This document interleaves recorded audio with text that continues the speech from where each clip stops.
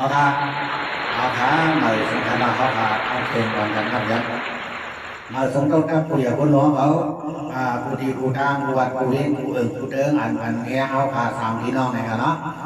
มุกซุมแซมหมอกคำสายน้ำมอนนะครับเนาะสั่งเสื้อว่าในห้องแซมเข้าข้างในอะไรครับที่กาเข้าข้างไม่ถึงมือว่าค่าสองมือในนะครับเนาะตั้งผู้ไปตาตั้งลาไปจางนะตั้งผู้ไปนำตั้งหางไปกว้างนะพี่น้องเขาทั้งเทว่ามีดีพิธีเปิงกว่าเพราะไหนเด้อบรรดาผู้ตั้งหาเอามาในของแรงก็อะไรนะครับนะครับอันนี้เท้าเขาตีเนยอยู่ทุกกันเนาะตีเนยพิษโก้ครับย่อก่อนตีเนยพิษกอกกันเนาะเอาค่ะในก็ปนโหเสริมนี้เองนะครับเนาะ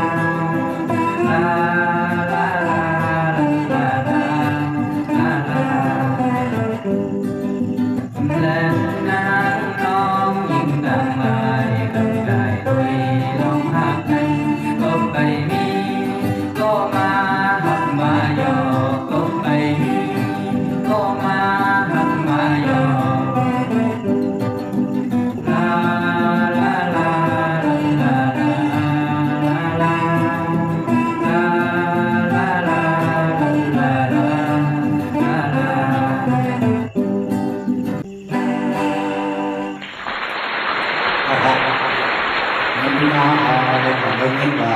ไปก่อนคือวันเอาก่อนนั้นนะครับก็เพื่อว่าอาสาก็ตึกเล็กตึกหนุ่มตึกน้อยนะครับจอมี3 คนไปเลินไว้เขาเนี่ยก็เจอใครต้องขอบคุณอยู่เหรอใจค่ะใจค่ะ3 คนไปเลินคณะไปโมฮักเอารับเข้าไปโมลานะครับเนาะท่องความเนี่ยก็ตึกก็เรียกนะครับเราเสียงตึกเรียกเขาเนี่ยถามด้วยก่อนก็เรียกอะไรก่อนเตวันค่ะก็เรียกเขาก็เรียกอะไรอันเข้ามาเรื่องเรื่องนั้นอ่านข้าวพายเรื่องเรื่องนั้นนะ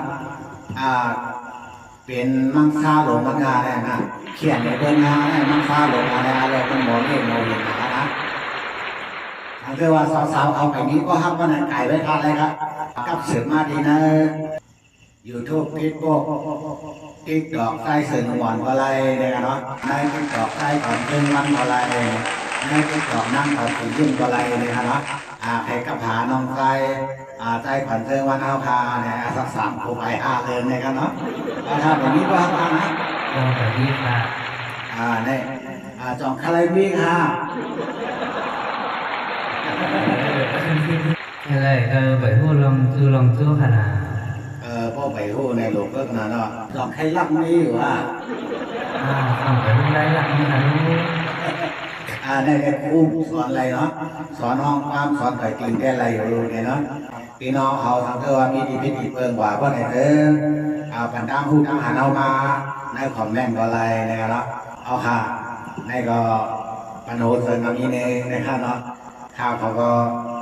เอาอันไหนลิ้นกล้องว่าซื้อก็ป้อมพันหูเสริมมากเกินเลยกินข้าวอะไรใกล้ใกล้ใกล้ใกล้ครับเจอกันนะครับใจโอ้เป็นพี่น้องของทางเลือกใครเนี่ยนะก็พี่น้องของใครเลี้ยงเขากันเนี่ยว่าป่วนกว่าอะไรก็ไหนเก็บกันไว้ละก็ว่าสองเขาอะไรเอาเงินนักทองผันบอกแต่โหเป็นเพื่อนเว้ยเด็กมันไล่มันเชี่ยมันเฮเล่เขาพี่น้องในอีรูนะกูเขาอึบเขาเนี่ยมันน่าเดี๋ยวเราได้ใช้กันเรื่องมันหน่อยใจค่ะใจค่ะเดี๋ยวนั่งมาถึงยุ่งจงใจนั่งมาถึงยุ่งใจค่ะ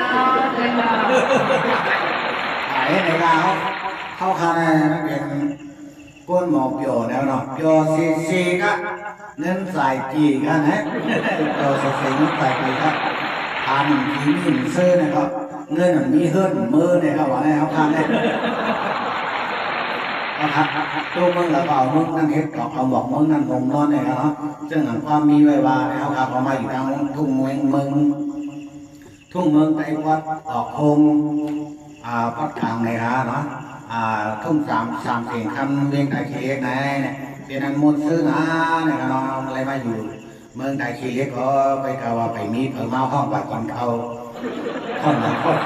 ว่ารุ่นเขาเนี่ยนะแล้วน้องกันเก่งยุ่งเหรอในวันที่วันนะ เจ้าข่าว สังเกตว่าทางนี้พี่น้องมีเงินเสียก็คนมาห้องเขาขับไปเขียดกินเขาว่าอะไรเนี่ยอารมณ์ช่วงก่อนมีกีฬาอะไรนะเขาขาดไปเมื่อไถหน้าทำกันนะเอาค่ะญาติเจอกันก็ใส่ในกันนะเอาค่ะก็บุคคลให้ซุกเนื้อหูเขาขาเต้าเขาไล่สิแหละป้องมันก็บุคคลเสียกังค่าในข้างหน้า ขอบคุณค่ะ เรื่องการแข่งขันโดยเฉพาะน้องสังคือว่าน้องชายก่อนซึ่งว่าน้องข่าวความเครียดไหนก็อย่าไปปูมันเสือหลังขนาดดับสุดๆครับเพราะว่าเครียดในคนเราเครียดน่าในขณะใจเลย ใช่ค่ะ สังคือว่าเครียดในคนเรามันซื่อๆครับเครียดในขณะถ้าแม่นั่นซึ่งก็ใช้ก่อนซึ่งมันก็ออกว่าฮิตว่าป้ากว่าเนี่ยเขาได้ถึงบอกก็ป้ากว่านั่งกว่าเรียนยุ่งก็ป้ากว่าเนี่ยเนาะซ้ำแทงลูกก่อนลูกอีกตะเพกับป้าเน่าครับว่าป้ากว่าเนี่ยเพราะนั้นก็ว่าหมอทางอีเนี่ยก็เรียกว่าทางอีเนี่ยรักซื่อๆเลยเนาะฉันก็ว่าทางอีสิก็ไม่ก็ตาบาทางอีเนี่ยก็มาสุดาเอาครับทำไงก็เอามันรับกันดีกันมีเงินมีคำกันผู้โกงคนเลยเราพี่ก็รับพี่ตั้งอย่างกันทุกวันเป็นมึงเป็นไหนก็เธอหาเข้าหาอะไรกันมันเสียกันนะสุดา